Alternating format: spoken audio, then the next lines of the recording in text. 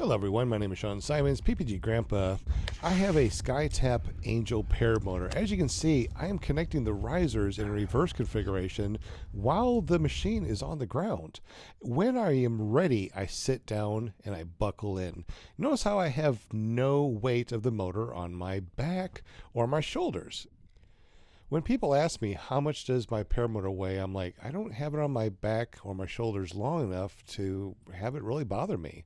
And check it out, I can actually start the paramotor while I'm sitting on the ground, which is to me a very safe way of starting a paramotor. I'm strapped in, I got a helmet on, and I'm sitting down, start up the paramotor, and my paramotor throttle actually has a lock on it so it won't go full throttle. When I'm ready, I lean forward and I just push up with my legs.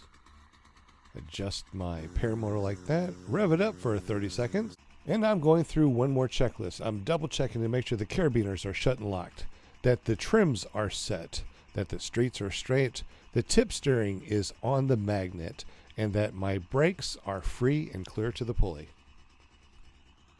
So here's a tip and trick when you're doing reverse inflation. Once you get it above your head, get it stable. Take the time to get it stable. Then when you turn around, get the wing stable again before you give any throttle. As you're taxiing, look up at your lines and make sure that your brake line is not tangled, that your tip steering is good and all your lines are good. Then commit and go full throttle and take off.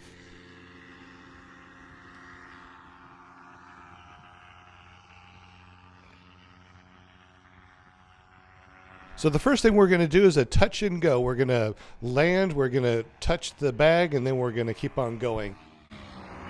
He's going to drop in on the black dot out there.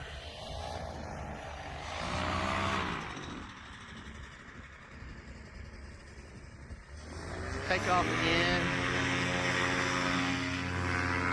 That's the way it's supposed to be done. Maybe one day. Makes it look easy.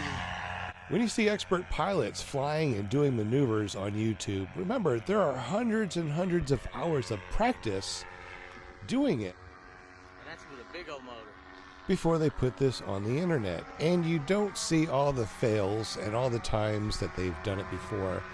I know that I've done this probably 100 hours. I'd come out here with 20 gallons, burn it throughout the entire day, fly up to a certain altitude, come back in, testing my glide slope, figuring out, my wing, my motor, my weight, the different wind, different altitudes, different everything changes everything. So it's very, very important to practice as much as you can on your paramotor. My goal was to get up high enough where I could come in for a very long glide and hit this paramotor stuff sack. Will it work? Let's find out.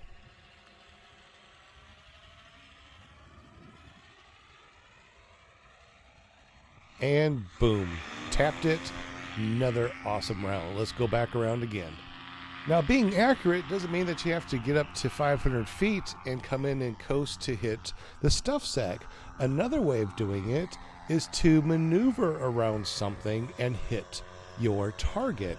For example, you're at a fly-in and you come in and there's a bunch of obstacles. I'm not going to say people because we don't want to maneuver around people, but look, I maneuver around two cars, I swing in, and I nail the stuff sack. Boom again. Boom. That's what happens when you know what your sink rate is and you've done it so many times, you got your throttle control figured out.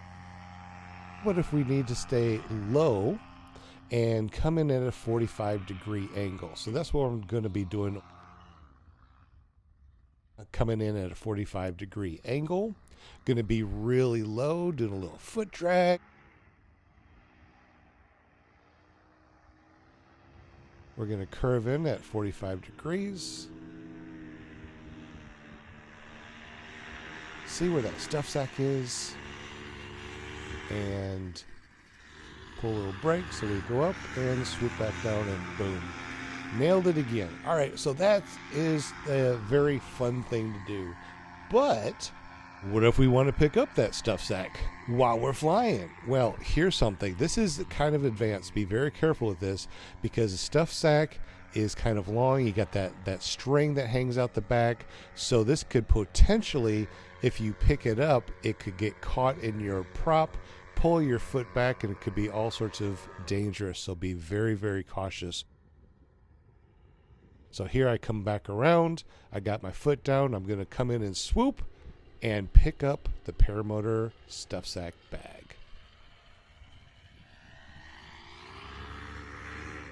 Nailed it. So you got to think about this too. So you have this on your foot. So you got to be really, really cautious. What's the first thing that you think about doing is reaching down, but if you have your brakes in your hand, that could cause you to spiral down and crash. So stow your brake, then reach down and get the bag, right?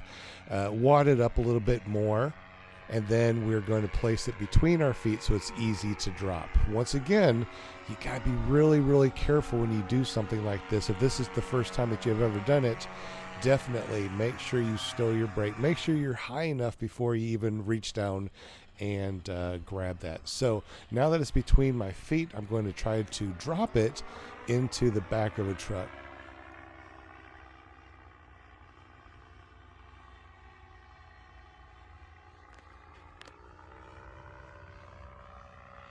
Let's test the dropping skills.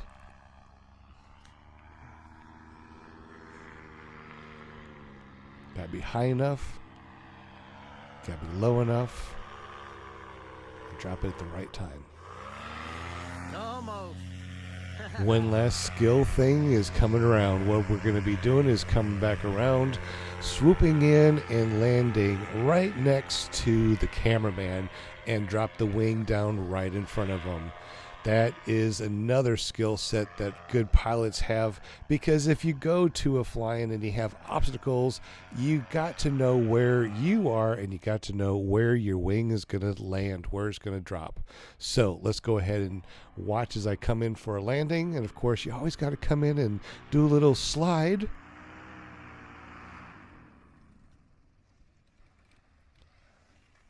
Walk it to where you need to, turn around, and drop the wing down right where you want to.